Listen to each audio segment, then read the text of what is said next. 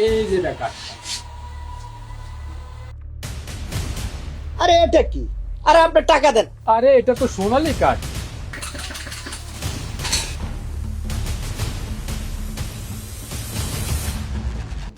দোকানদার, আমাকে 5 কেজি আটা,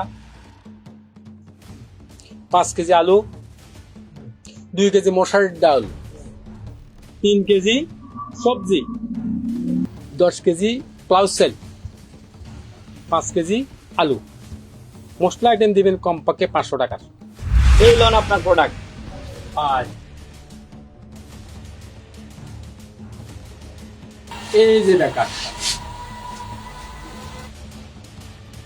আরে এটা কি? আরে আপনি টাকা দেন। আরে এটা তো সোনালী কাঠ। কেন ভাই? এটা তো আমার নেতা দিছে আমাকে, এটা দিলে 8,000 টাকার বেশি মাল কিনে যাবে। আমি তো অল্প কিছু টাকার মাল কিনলাম মাত্র। ওই এটা নিয়ে আপনি আপনার নেতারে দেন আর আমারে আমার টাকা দেন। তাহলে এই সোনালী কাঠ দিয়ে কোনো মাল পাবো না?